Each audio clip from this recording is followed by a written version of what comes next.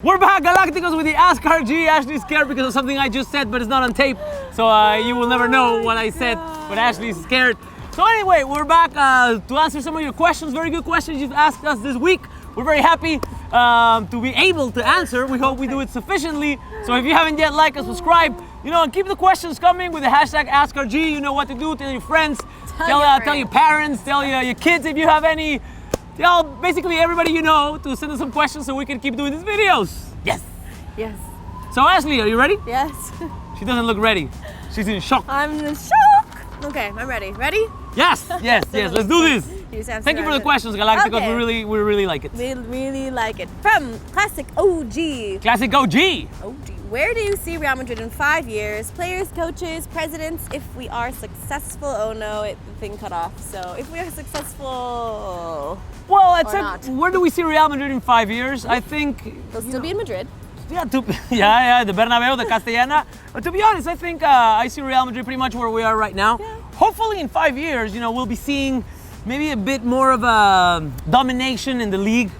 I wouldn't like to say that here in 5 years we would have won like one league.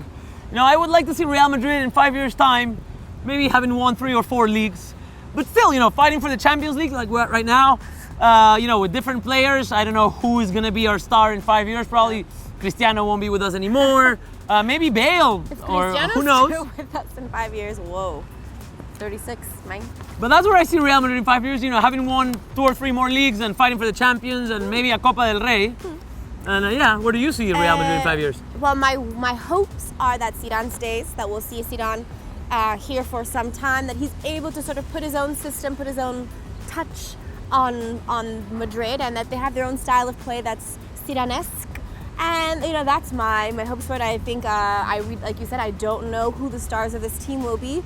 Maybe it'll be Bale. He's still young, so 5 years he'll be 30, 31, maybe. 31, 32, yeah. Cristiano's age. Of course, you've got some young guys on the team still who I would love to continue to see Carvajal here. Maybe Marcelo will not be with us anymore. Marcelo, Pepe and Ramos Modric for sure. As well. Yeah. So we'll have to see a lot of young talent coming up through the ranks. So hopefully we'll see that. Players that I really know, and Zidane, I'd love to see him here. I tell you what, like a very non-ballsy bet, if Zidane is still the coach in 5 years, His son. will jump from an airplane. Oh, okay, sorry. I thought you said his son is going to be in the team. No parachute. Someone record this. We're re-recording this. Okay. Someone shoot this. Anyway, move on. Thank you. From Tanja Petrova. Do you think Zidane will be given the freedom to buy the players he wants if he wins the Champions League? I think regardless of us winning the Champions League or not, because in the end, like the campaña, the season has been what it's been. And at the end, one game, can make you happy or sad, but it doesn't really change what's happening in the club. I think he will be given the freedom anyway. I think he needs that. He's shown that he can manage a group he didn't make, right? He didn't create. So I think yeah. My answer is yes. He will be given that freedom. I don't think there are many changes to be made or necessary, but the ones that he thinks have to be made, I think he'll have the freedom to make them. And I think you've made a good point. First, I would like to say I don't think that winning the Champions League should be contingent on, or him having freedom to choose the player should be contingent on winning the Champions League.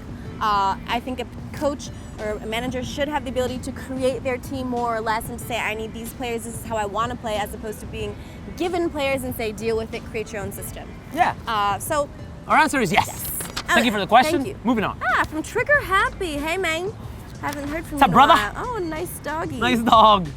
Can't see it on the shot I don't though. know if you can. Which is better or more important, Pogba or Verratti to Real Madrid? I think I know. More important, I think none of them are important, to be honest with you. I don't think it depends on one of them coming for us to have a great season next year. More important or better? Better. I think Pogba would be better. I know you love Verratti, so. But I think Pogba, for me, I've been saying this for a number of weeks now. To me, he's like a Casemiro reloaded 2.0, and if he came to the team, he could have, those functions and a bit more. He's more offensive. He has a little bit more goal. So I'd say between those two players, I would say Pogba. I'm gonna go with Pogba as well. Like you said, he could be a Casemiro reloaded, 2.0, 3.0, whatever. But he does have the speed. He's, Casemiro isn't the quickest player. He's not the most sound player with the ball at his feet. I was gonna say ball at his feet. And we see Pogba. He has great ball skills. He's a quick guy. He's strong. He's young. So I'd like to see Pogba here. Come on over, Pogba. So Verratti or Pogba? We'll say Pogba. Oh my gosh, my eyes are sweating. This is crazy. From Joey One Kenobi. This is a good one. Good one, Joey One Kenobi. Who do you think is the most overrated player, team, and coach? Give it to us. All right, player, I'm gonna go with Morata. A lot of I was thinking about somebody else, but he might already be retired, so I'm gonna say Morata. And I think that he had a great season at Juventus, but this has like permeated, and a lot of people are saying, oh, like Real Madrid screwed up with Morata. Like who is Morata? Like he scored like very few goals in the last season, and I don't think he will ever be like a world-class striker. And a lot of Madridistas are feeling like, oh, we screwed up with him. But I don't think it's fair to the numbers. So I'm gonna say Morata for sure. Okay. Team, probably Man City. Yeah. Especially in the last season, or like what they showed against Real Madrid in the semifinals. Like there's a lot of buzz around Man City with big stars and all this Sheik's money and whatever. But they stepped on the pitch to play Real Madrid in the semifinal of a Champions League. They didn't show anything. And coach, I'm gonna say Guardiola. Huh? Yeah, no complex. I'm gonna say Guardiola because Guardiola stepped up from the Barça B to coach Barcelona. He had a great run with Barcelona, but I think now it's showing that it was not so much Guardiola as it was the players. Because the system, the philosophy that Barcelona has, is not like Guardiola really had nothing to do with it. It's pretty much Cruyff and like what he did as a coach as well. So Guardiola stepped up, like had a great run, but now I think it was because of the players. Because Luis Enrique is doing the same thing. I don't think Luis Enrique is a magician. And now Guardiola, he went to Bayern 3 years in the most powerful team in Germany. Like he won the league 3 times, but I think I would have won the league 3 times with Bayern.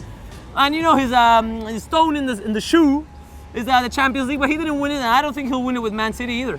Huh? Give it to us. Preach on, my friend. Okay, so I'm gonna go with most overrated player.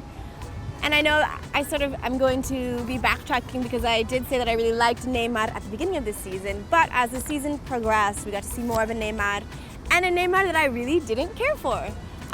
So I'm gonna go with him being the most overrated player. Obviously, when you're paired together with Messi and Suarez, I mean, come on, who's not gonna put up those numbers? And I just don't think that he's really shown us, one, that he's much of a leader on the pitch, and that these last couple of months of Neymar's form has been pretty awful. Yeah. So Neymar, overrated.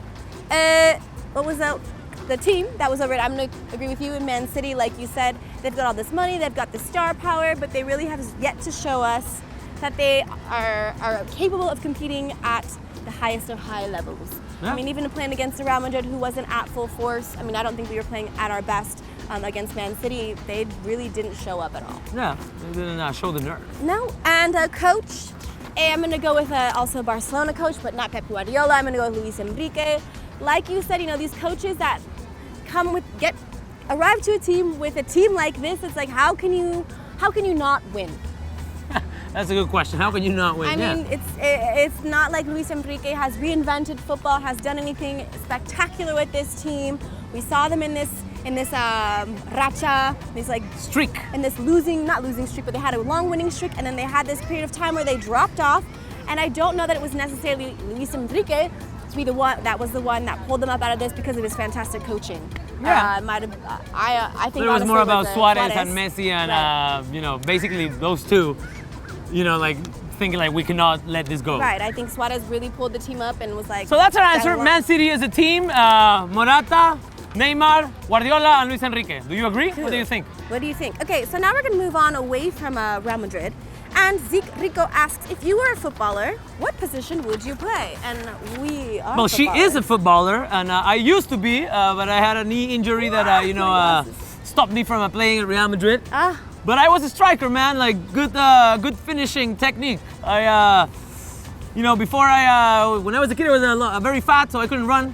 But then, when I was 14, 15, I had this revelation. And then my first years in Spain, I played, I was a good goal scorer, man. Nice. And I play with this guy, so I can... And I had my head shaved like Ronaldo. Oh, man. Did you have the mercurial boots as Ronaldo? No.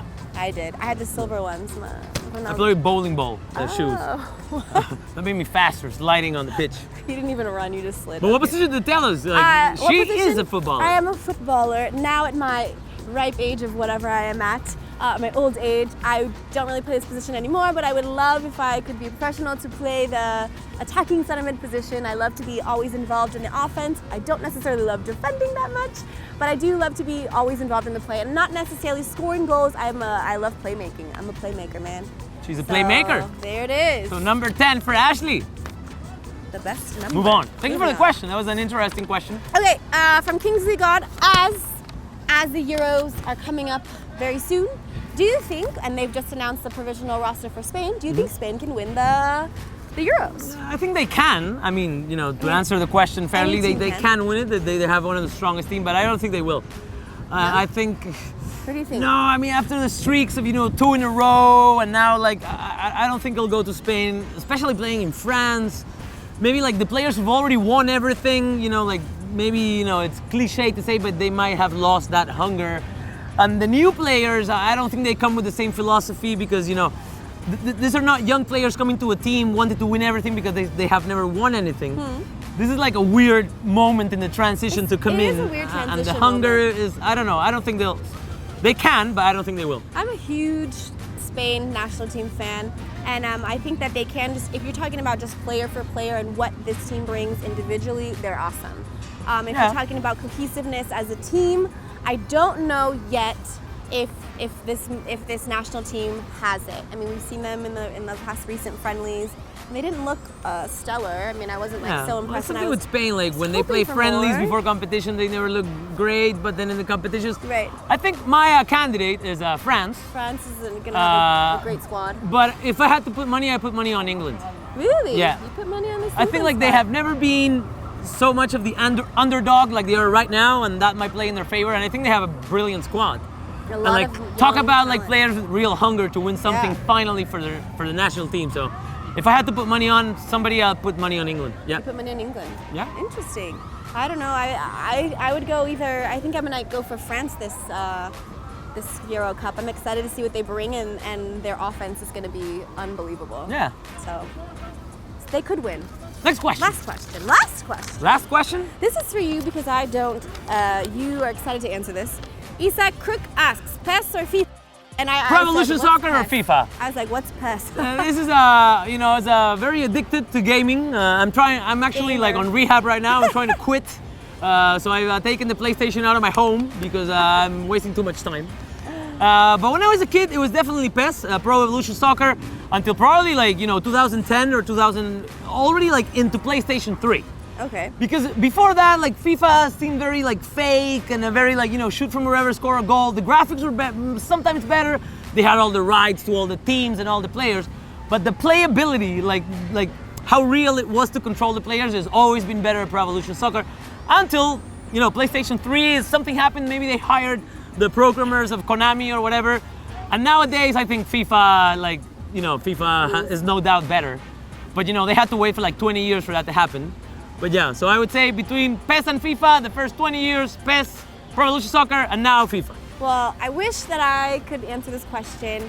This is what really happened to me when I was a kid. I have two brothers, and we had always played FIFA, my brothers and my dad, and I would say, let me try, and I would be playing, and how do you do this? Let me show you.